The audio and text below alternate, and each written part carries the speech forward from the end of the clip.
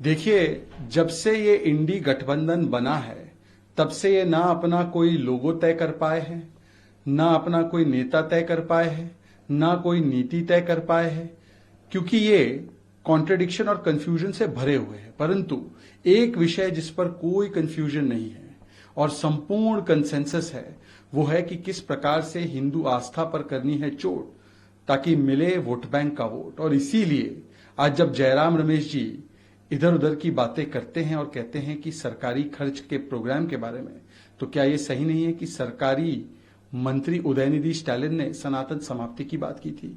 क्या ये सही नहीं है कि उन्हीं की बातों का समर्थन करते हुए सरकार में मंत्री प्रियंक खड़गे सामने आए?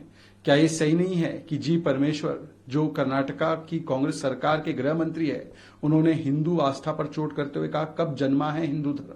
क्या ये सही नहीं है कि ये राजा जो पूर्व में सरकार के मंत्री रहे कांग्रेस पार्टी की संचालित यूपीए सरकार के, उन्होंने तो कहा कि हिंदू धर्म एक मेनेस है।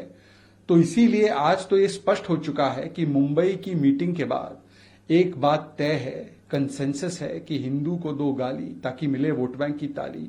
और इसीलिए सिलसिलेवार तरीके से एक के बाद एक सनातन और हिंदू को समाप्त करने के बयान भी आते हैं। परंतु जो अपने आप को जनेऊधारी हिंदू कहते हैं, हिंदू का बहुत बड़ा हितैषी बताते हैं, जो हिंदू धार्मिक दस्तावेजों की जानकारी उनके पास बहुत है, ऐसा क्लेम करते हैं राहुल गांधी, उनके मुख से अभी तक एक वाक्य नहीं निकला है उदयनिधि स्टालिन से लेकर प्रियंक खड़गे पर।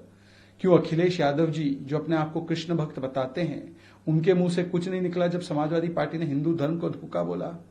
जो ममता दीदी जिस प्रकार से अपने आप को देवी की, दुर्गा की बड़ी उपासक बताती है, तो क्या उन्होंने एक भी बार खंडन किया है जिस प्रकार का बयान आरजेडी की ओर से आया तिलक लगाने वालों पर?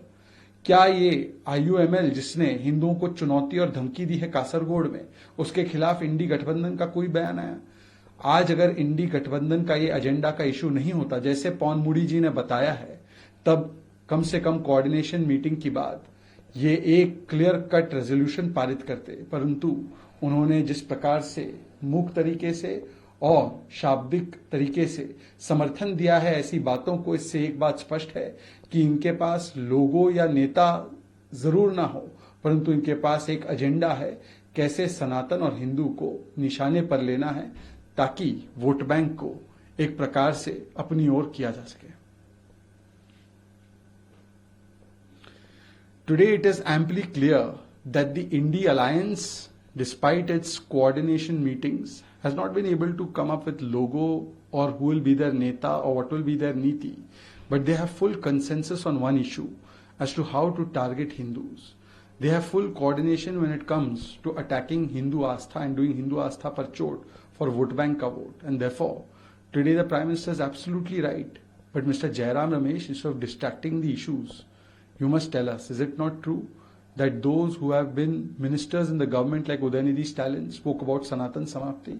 Is it not true that those who are spending government money as minister, Priyank Khadge, endorsed the statement of Udayanidhi Stalin of comparing Sanatan with a disease?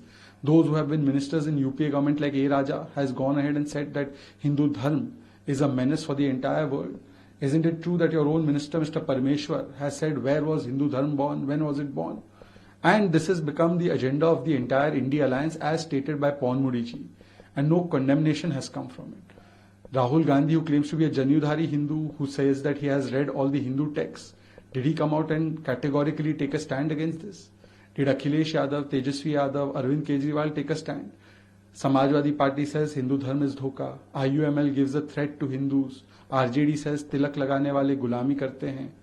But no condemnation has come. This means this is not statement of one or two leaders. It is the statement of the Indy Alliance. And therefore, today the Congress Party must answer that Hindu ko do gali, milegi vote bank ki tali. Is this the agenda what was decided in Mumbai meeting and in the coordination meeting yesterday?